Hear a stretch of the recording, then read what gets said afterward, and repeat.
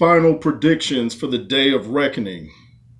Boxing, that is. The real day of reckoning is later on. Or maybe not. But, yo, Jarrell Big Baby Miller has been completely setting it off at these press conferences. He's been going at Daniel Dubois something viciously. Man, by the way, don't Daniel Dubois look like Turbo from Breaking? Especially if you look at Turbo now. And we got DC Young Fly versus Joseph Parker. Yes, Deontay Wilder looks like a bigger version of DC Young Fly. Don't believe me? Go check it out. Wasn't Deontay on Wildin' Out? Anyway. Back to the day of reckoning. Man, Otto Wylene's continued his analysis of Anthony Joshua's mind. Anthony Joshua said, maybe he should become my psychologist. And, once he stops boxing, since he's, always thinking about my mind so much. But Otto Wylene is coming in really confident, man. I went back and rewatched their amateur fight. I think it was like 3 rounds. I couldn't really get much from that because both guys were so different back then. Anthony Joshua was not near the size he is now. He weighed in at 251 today. I believe Wylene was 238. And I think, despite the fact that Wylene's never been stopped, despite the fact that he's a southpaw, I think Joshua is coming in with a chip on his shoulder, and I think he's going to get Wylene out of there in less than 8 rounds. I really believe that. And that'll make a statement because he just keeps picking at Joshua. Like Joshua said, you keep poking at the bear, you're going to get bit or a limb torn off. But, of course, you guys saw Wylene, not Wylene, you saw Big Baby Miller and Joshua getting into it in the lobby somewhere in Saudi Arabia. And Joshua was telling him, you're not on my level, and I was supposed to fight you. Like, what are you talking about? And Big Baby was like, yeah, stuff happens. Yeah, stuff happens, but it wasn't Joshua's fault. But so I'm picking Joshua to win, I'll say, in 7 by KO or TKO against Otto Wylene. Joseph Parker versus DC Young Fly. This is a tough one to pick because, like they said at the public workout, Joseph Parker took off his shirt because he was in better shape than he's ever been. Got the 6-pack jumping off, looking great. I don't know if he should have come in lighter because you're going to want to have some weight behind you to take the blows of Wilder. Wilder came in at 213 today. Joseph Parker came in at, I think 245, but it's an in shape 245.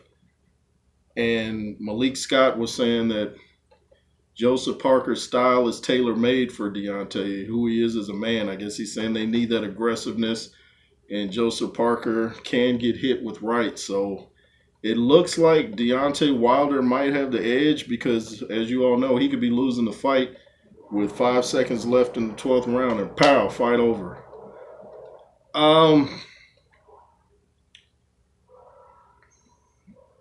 But it's also a battle of corners. Andy Lee versus Malik Scott. You got to go with Andy Lee in this. So I'm picking the upset. I'm picking Joseph Parker. I still want to see Wilder versus Joshua, but something's just telling me Parker's going to pull this one through. He's fought the better fights. Wilder, we don't know how well he is mentally. The dude smoking ayahuasca, whatever that is, that could have an effect on him. I hate when fighters do stuff like that. That's not helping you. I don't care what he says. That's not helping. So I'm going to say Joseph Parker by upset and stoppage around probably, I'll say the 9th round, maybe the 11th, but I'll say the 9th. Joseph Parker, I think he's going to shock the world here. Some people won't be shocked, but I think Joseph Parker's going to pull it out. He's definitely the better boxer, better resume, and I think those 2 or 3 beatings Wilder took from Tyson Fury will play a part, and I think the fact that he hasn't been in the ring in nearly 2 years. And then when he was in the ring against Hellenius, it was 1 round, which looked suspect. Malik Scott, you should know about suspect.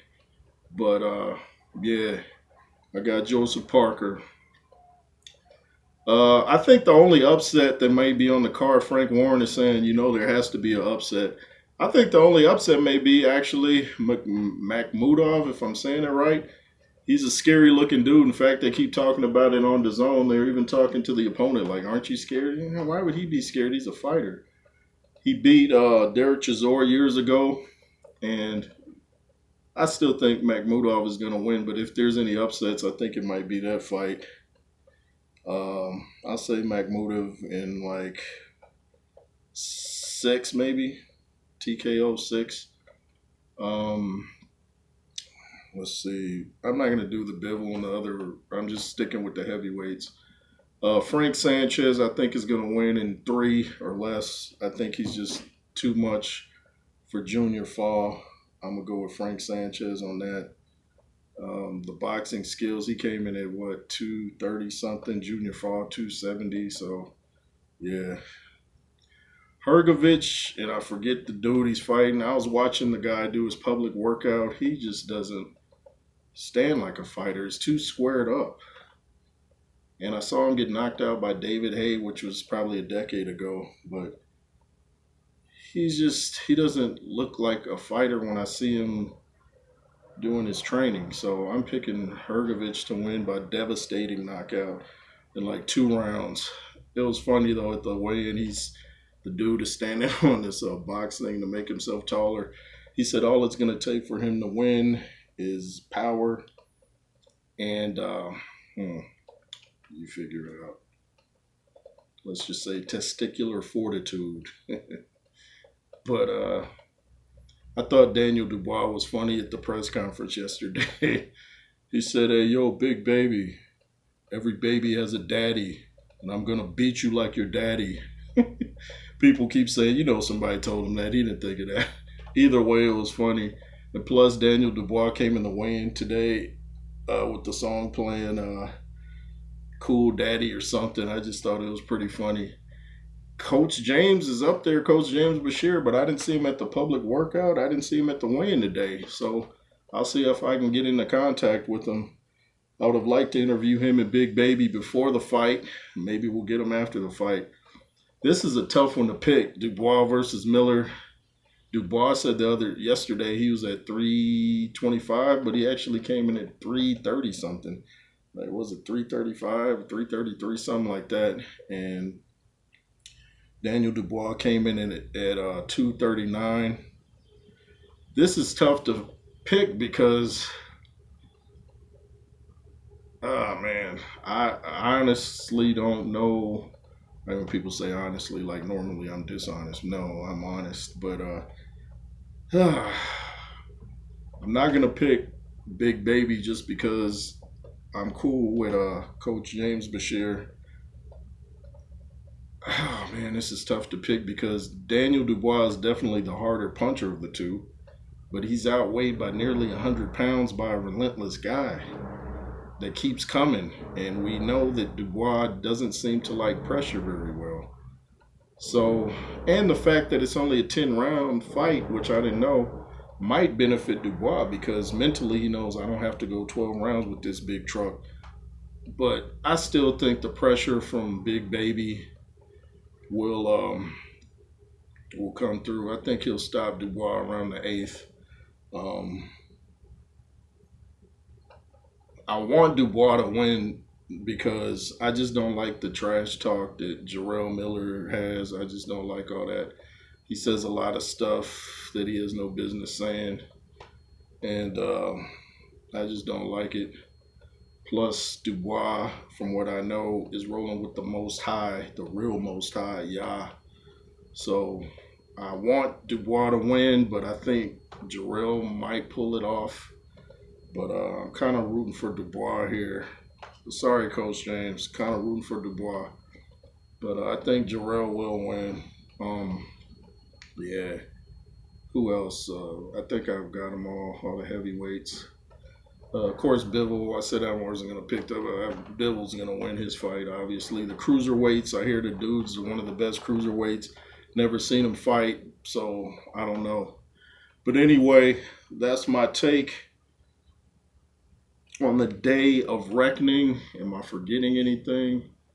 There's just been a lot of back and forth, and Big Baby's been making it very interesting with all his trash talk. You know, he says a lot of below the belt things, and I know Coach James doesn't like that because Coach James was saying dudes aren't classy no more. He didn't like the way Conor McGregor and Floyd were going back at it, back and forth. So I know he doesn't like some of the things Miller's saying. So he's probably talking to him like, hey, you know, calm that down. You can talk, but mainly let these do the talking. So let me know what you guys think in the comments. And now, roll call. Shout out to people that show me love on YouTube, and I appreciate them all. First and foremost, Andrew Tucker World, shout out to him. Shout out to Counterpunch Boxing News with Kurt. Shout out to Showbiz the Adult, BWTM Sports and Gaming, my dude Viking Samurai, and Chris Jones. y'all, y'all know Chris Jones, the one out there bodybuilding naturally, and real intelligent guy. Chris Jones. I don't even need to tell you guys to subscribe because he's already got like 400 some thousand subscribers. But shout out to Chris Jones, real cool guy. I chop it up with him a lot. He's shown me love, and I really appreciate that coming from such a quality guy like him. Shout out to Chris Jones, Tony's Reviews, Boxing on the Edge. Did I say Showbiz the Adult? He's shown me lots of love too. I appreciate that. Boxing Wave, my dude. What's up, Boxing Wave? Appreciate that. Mr. Boxing Today too. Appreciate you. I know you'll be watching tomorrow because it's our guys, the heavyweights. That's what we're here for. So shout out to Mr. Boxing Today too. Lennox Roos, and all the other garbage channels that I didn't call. Oh, shout out to V's Walk Like You Talk TV. Sorry if I'm forgetting anybody. And I'm not going to name the garbage platforms, but they know who they are. Anyway, it's the J. Roos Theory, LSR forever. Subscribe to my backup platform if you can, and WJ. And be fearless. Yay.